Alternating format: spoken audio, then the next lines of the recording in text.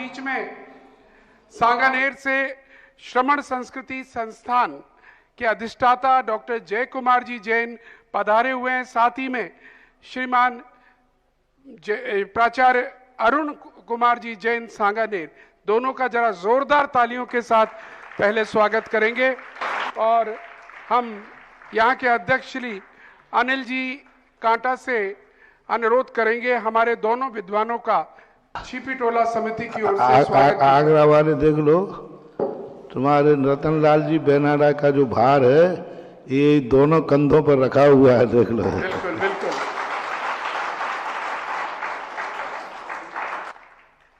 परम पूज्य विद्वत कल्पतरु मुनि पुंगव श्री सुधा सागर जी महाराज के चरणों में कोटिशाह नमोस्तु। क्षुल्लक रत्न श्री गंभीर सागर जी के चरणों में कोटिशाह इच्छामि। पूज्य श्री संस्कृत में एक महाकवि हुए कालिदास, उन्होंने लिखा है कि दक्षिण दिशा में सूर्य का भी प्रकाश मंद पड़ जाता है और वहां पर पांड्य राजाओं का प्रताप सूर्य भी सहन नहीं कर पाया। तो अभी दक्षिण से मैसूरू से श्री रमेश चंद्रा और रजनी जैन ने ये सूचना दी है कि श्री दिगंबर जैन श्रमण संस्कृति संस्थान जो आपकी सत्प्रेरणा से स्थापित है, उसके लिए 5 कलश की राशि उन्होंने घोषित की है और चाहा है कि पूज्य श्री का आशीर्वाद प्राप्त हो तो दक्षिण भारत उत्तर भारत की तरफ आने को लालायित है और वो चाहता है कि हम भी पुण्य के भागी बन सकें। तो आपके आशीर्वाद की कामना वहां के दक्षिण भारत के लोग, जहां आप गए भी नहीं हैं पूज्य श्री, वहां पर आपका प्रताप जो है ऐसा फैल रहा है, वहां पर आपका प्रताप जो है ऐसा फैल रहा है कि सैकड़ों लोगों के फोन संस्थान में रोज दान देने के लिए आ रहे हैं। ऐसे पुण्य का उनका कारण निमित्त आप बन रहे हैं। उन्हें आशीर्वाद मिले तो संस्थान के लिए और अन्य स्थानों के लिए भी बहुत कुछ वो करना चाह रहे हैं। उत्तर और दक्षिण भारत को जब हमने सामाजिक दृष्टिकोण से देखा तो दक्षिण भारत हमें बहुत थोड़ा सा आर्थिक दृष्टि से कमजोर दिखा।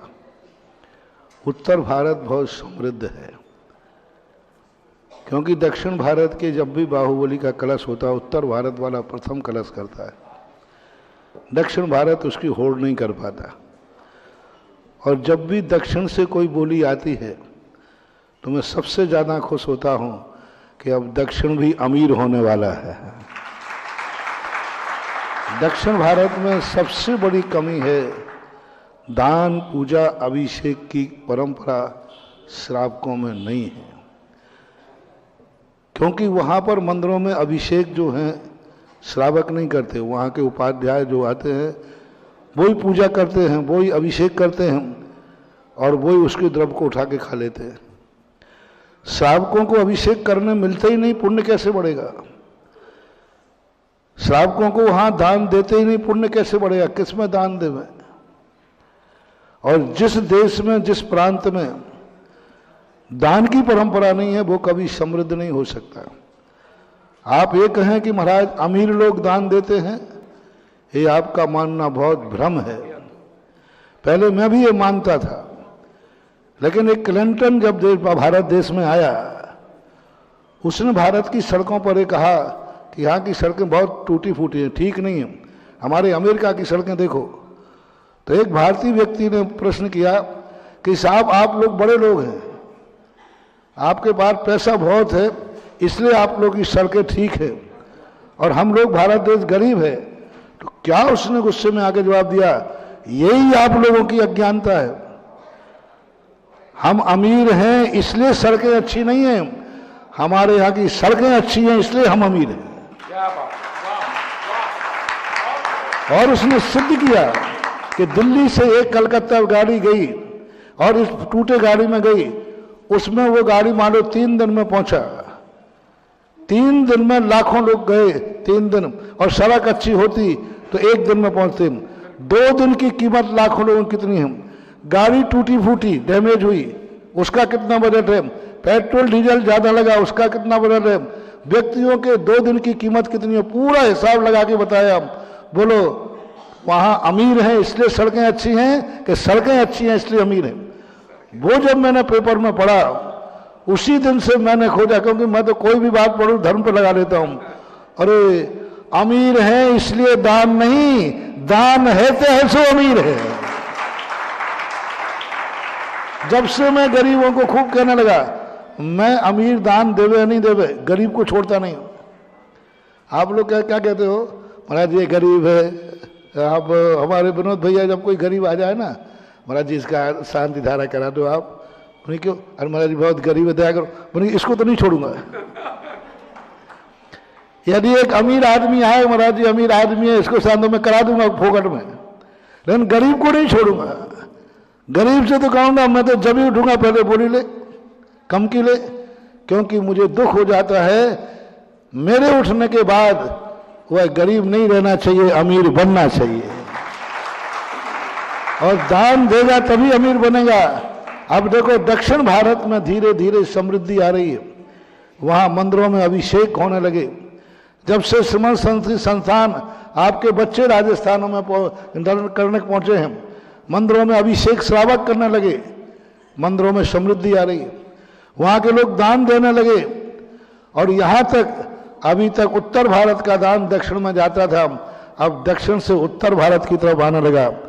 वास्तुशास्त्र कहता है धन जब दक्षिण से उत्तर की तरफ आवे समझ लेना देश में समृद्धि होने वाली है, क्योंकि उतार दक्षिण से उत्तर की तरफ होना चाहिए।